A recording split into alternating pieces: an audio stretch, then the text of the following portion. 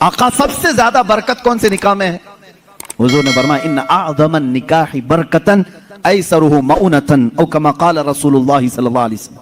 मेरे आका सल्लल्लाहु तआला अलैहि वसल्लम की हदीस है, फरमाते हैं सबसे ज्यादा उस निकाह में बरकत होगी जिस निकाह में खर्चा कम किया गया हो। हुजूर पाक सल्लल्लाहु अलैहि वसल्लम ने फरमाया। अब इसका मतलब कंजूसी नहीं, बखालत नहीं, जिसकी जितनी हैसियत है उस एतबार से करे, अपनी हैसियत से ज्यादा टांग भी ना फैलाए, और अल्लाह ताला ने नेमतें दी है तो बखालत भी ना करे, गुरबा और मसाकिन को खूब खिलाए। इसलिए कि अल्लाह के नबी सल्लल्लाहु ताला अलैहि वसल्लम के तकरीबन 11 निकाह, उसमें सब अलग अलग किस्म के हुए हैं।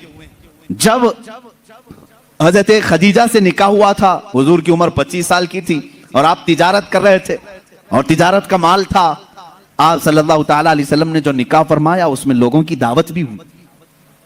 एक निकाह हुआ हजरत सौदा रज़ियल्लाहु ताला अन्हा से, वो उस निकाह में सिर्फ खजूरें बांटी गई और कुछ भी नहीं।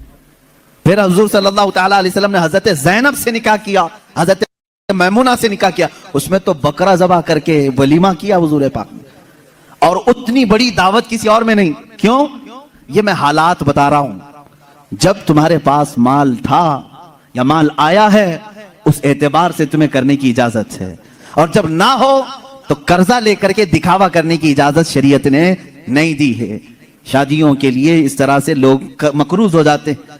कई लोग ऐसे हैं जो अपनी पता नहीं अजीज अजीज चीजें उठाकर बेचते हैं, नहीं सिर्फ 4 लोगों में मुझे मुंह दिखाना रहता है, मुंह दिखाना रहता है, निकाह करना है बेटी का, निकाह करना है फलां का। और आज के मुआशरे से मैं नौजवानों से कहूंगा, मेरे सुनने वाले जितने नौजवान हैं, अगर नबी से मोहब्बत करते हो इस मिलाद में एक अज़म कर लो, एक अहद कर लो, हम में से जिसका निकाह होगा, हम जिससे निकाह कर रहे हैं, हम ससुर के लिए बला बन के नहीं उतरेंगे।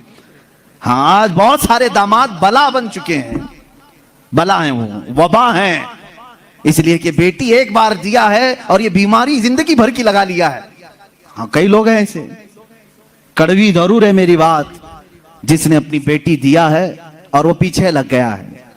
कल ही एक खातून मेरे पास आई, शादी होकर के उसके 9 साल हुए हैं, बच्चे भी हैं, वो रोती हुई आई, कह रही है कि मेरी माँ, उसकी माँ बेवा है, उसके बाप का इंतकाल हो चुका था बरसों पहले, और बरसों पहले मेरे बाप की जो प्रॉपर्टी थी खानदानी, वो मेरी बेवा माँ को मिली है, वो कुछ लाख रुपए आ गए हैं, और जैसे ही मेरे घर में मालूम हुआ है, शोहर ने मुझे बाहर निकाल के घर भेजा है, जा तेरी अम्मा को जो प्रॉपर्टी में मिला है उसमें से 2 लाख मांग के लेके आ। मुआज़ल्लाह, भिखारियों से क्यों शादी करते हो?